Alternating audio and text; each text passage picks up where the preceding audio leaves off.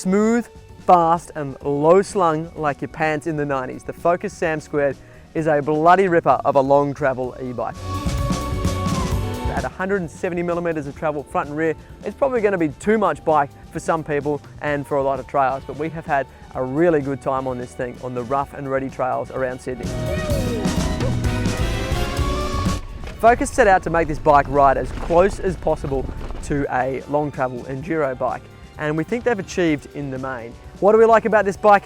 We love how low and balanced it feels. It's got a super low center of gravity, which means it's very, very stable and it sticks to the ground incredibly well. By using a smaller capacity battery, they've managed to keep the weight relatively low, so it doesn't feel like a complete tugboat to throw around on the trail, despite having so much travel. The geometry is really stable, very comfortable at speed, nice and relaxed when you're pointing it down those rough and rocky trails where you're not exactly sure what's going to be lying in front of your front wheel next. A lot of this has to do with the way the bike sits nicely into its travel. Now, when we initially set the rear end up with the recommended amount of sag, so 30 to 35%, it felt like it was going to be far too soft. It's bouncing around in the car park. Is that a wallaby? We thought it might prove too isolating on the trail, like we wouldn't know what the bike or the trail was doing underneath us, but it didn't eventuate into a problem at all. Instead, the bike was just very, very smooth. That first third of the travel is totally buttery and it just irons out whatever you come across. In those long sweeping corners, the bike handles itself incredibly well too.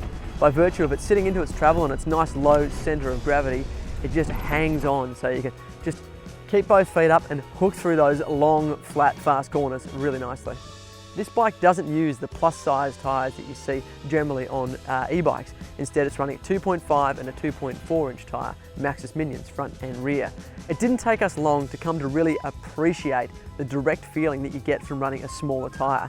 You do away with some of that vagueness and loafiness that you can get with a big tyre at lower pressure.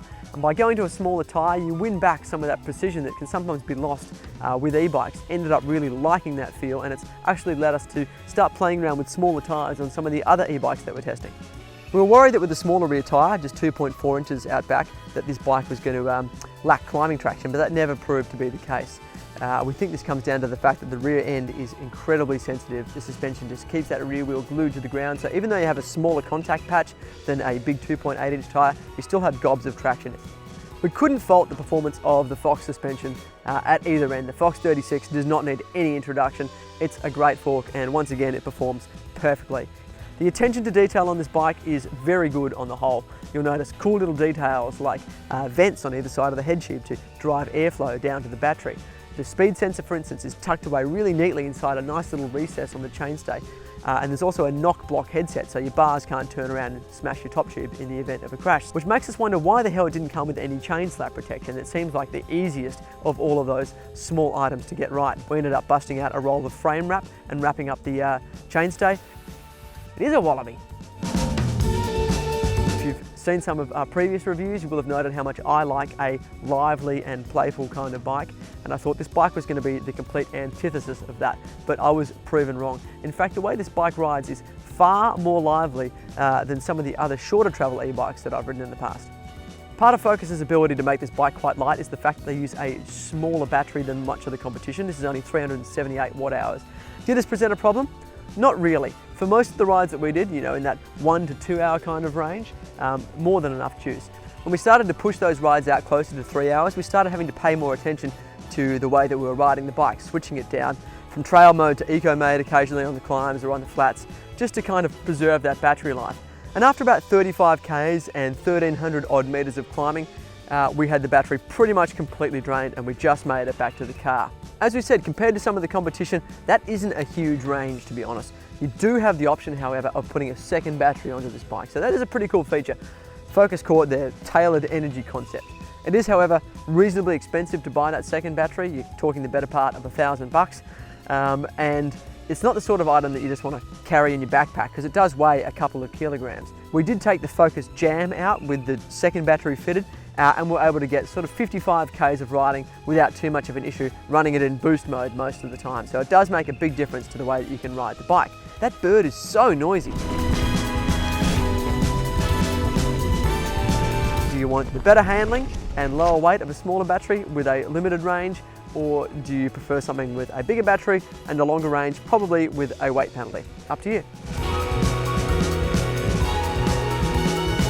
What are our gripes with this bike? Well, we have a couple. Once again, the mode shifter on the Shimano motor, we just don't like it. It's big, it's clunky, and it prohibits you from using an under-the-bar dropper post lever. The Shimano Dior rear hub is a pretty cheap item, and it's clunky and rattly too. You can hear that free hub rattling away when you're rumbling over rough terrain, and it does detract from the quietness and confidence of the bike. We're also not 100% sold on the Magura brakes. They took a long time to bed in. They now have great power, but we still don't necessarily like the lever feel. We would have preferred to see this bike come with a set of Shimano brakes or some SRAM guides or codes. So that's that, the Focus SAM2 6.8. If you're in the market for a long travel e-bike, you just want to pound those descents, and if battery range isn't as important to you as handling, then you really should give this bike a look. We've had a bloody hoot on it, and we're going to go get one more ride in on this thing before we have to give it back to the guys from Focus. Thank you very much once again. This has been Flow Mountain Bike. Please subscribe to the channel if you like what you do, and hit us with a comment below. We always do our best to get back to any questions, so please keep them coming. Thanks very much. We'll see you next time.